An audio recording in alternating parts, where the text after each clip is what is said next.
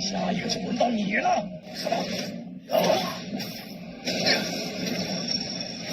老祖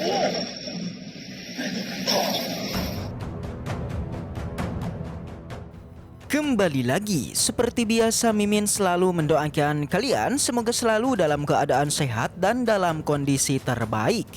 Di video kali ini Mimin akan menceritakan sebuah donghua series dari Wuxen Jujai. Dan bagi kalian yang mungkin baru gabung, Mimin saranin untuk nonton bagian sebelumnya dulu. Linknya ada di deskripsi. Tak berlama-lama, langsung aja kita masuk ke isi ceritanya.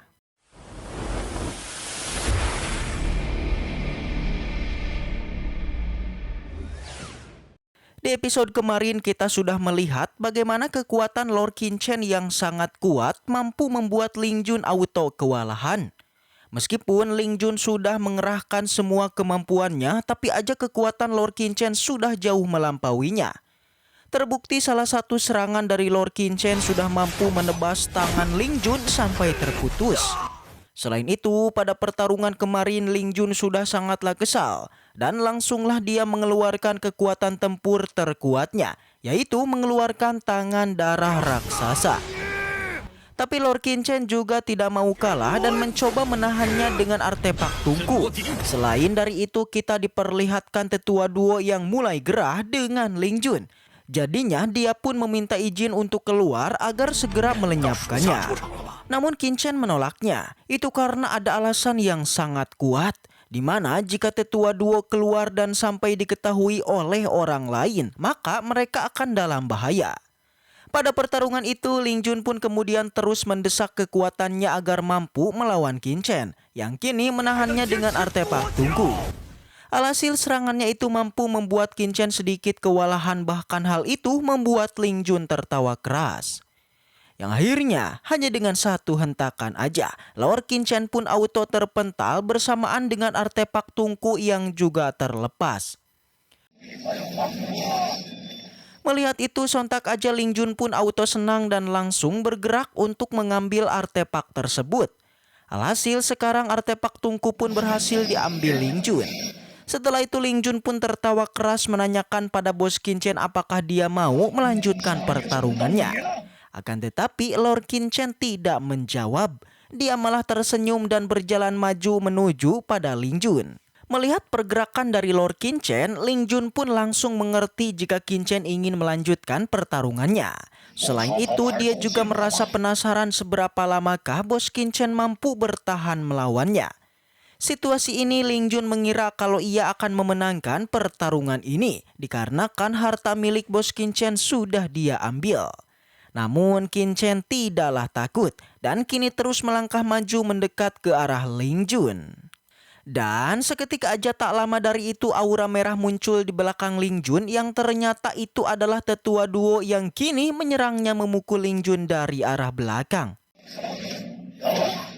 Serangan tidak sampai di situ, dari depan Lord Qinchen juga tak tinggal diam, segera membuat segel mengeluarkan pecahan senjata yang seketika menusukannya pada si Ling Jun. Akan tetapi di saat itu si Ling Jun tidaklah menyerah, di mana di saat Lord Qinchen mau mengakhirinya, tiba-tiba aja dia mengeluarkan artefak harta untuk menahan pukulannya. Tapi meski begitu tetap aja ledakan kuat dari benturan mereka membuat baik Qinchen dan juga Ling Jun terpental jauh.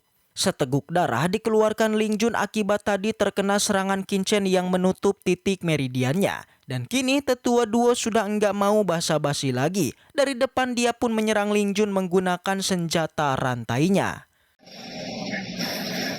Merasa tidak akan menang jika melawan tetua duo, Ling Jun kemudian membuka celah spasial untuk kabur dari sana. Akan tetapi tetua duo tidaklah membiarkannya. Segera ia pun menyerang celah spasial tersebut sampai akhirnya menghilang.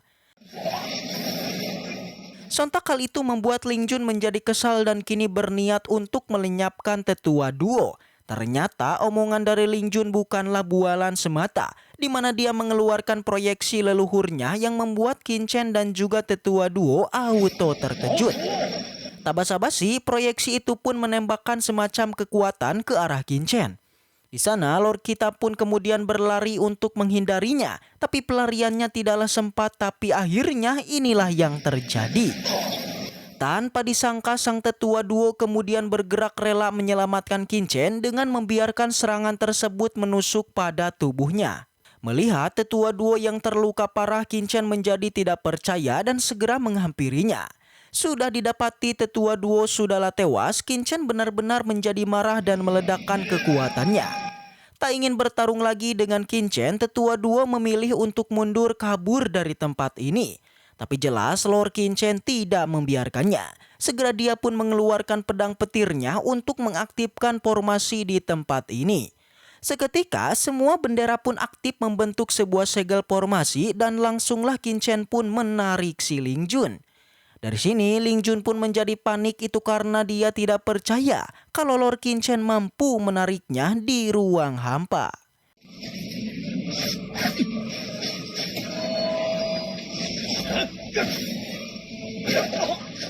Setelah ditarik oleh Lord Qin, Ling Jun pun terjatuh kesakitan. Pada saat ini dia tidaklah mampu berdiri dan hanya bisa meraung keras memanggil nama Qin. Dari dalam kabut formasi, Qin melangkah maju sembari membawa pedang petirnya yang sudah pasti dirinya akan membabat Ling Jun. Namun sesuatu yang mengejutkan terjadi, di mana dari belakang tetua duo kemudian bangkit dan merasa kesal atas serangan tadi yang membuatnya kesakitan hingga sampai mati. Nampaknya tetua duo ini memiliki ketahanan fisik yang luar biasa.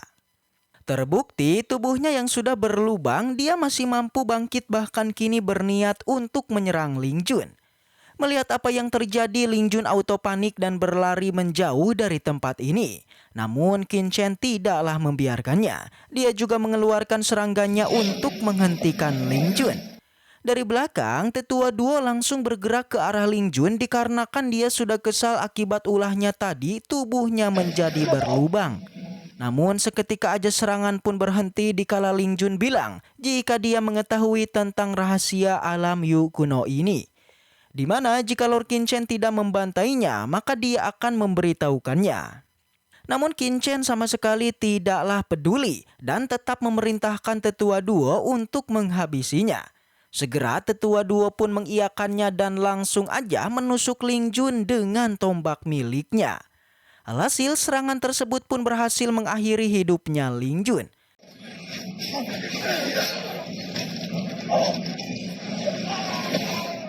Setelah tubuhnya meledak, muncul dua harta yang dia tinggalkan. Salah satunya dibawa Qin dan satunya lagi tetua duo meminta izin untuk mengambilnya. Ternyata itu merupakan esensi jiwa milik Ling Jun yang sangatlah berguna bagi tetua duo untuk memulihkan kekuatannya. Lord Qin mengiyakannya dan segera tetua duo berterima kasih dan menyerapnya. Lalu bagaimanakah kelanjutan ceritanya? Jika penasaran, maka seperti biasa sebelum kita akhiri video kali ini, Mimin akan kembali bahas spoiler lanjutannya. Langsung aja kita gas ke spoilernya. Pada saat itu setelah menyerap esensi Ling Jun, tubuh tetua duo pun dengan cepat menjadi utuh. Di mana semua luka termasuk lubang di dadanya perlahan disembuhkan hingga seketika kembali normal. Selain dari tubuhnya yang sudah sembuh, ternyata tetua duo juga mampu mengubah tubuhnya menjadi seorang manusia. Setelah masalah di tempat itu selesai, Lord Qin kemudian kembali berpetualang di alam Yu kuno ini.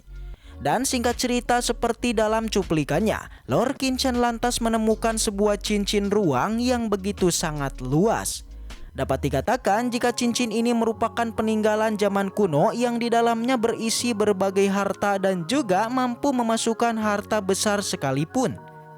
Sebelum memasukinya, Lord Qin terlebih dulu menghancurkan segel yang menjaganya dan tak membutuhkan waktu yang lama. Qin pun berhasil memecahkannya dan kini telah resmi menjadi miliknya. Dan setelah itu, cerita pun bersambung. Baiklah, mungkin segitu aja untuk pembahasan kali ini. Semoga kita selalu diberikan kesehatan untuk mengawal donghua ini. Dan sampai jumpa di video selanjutnya.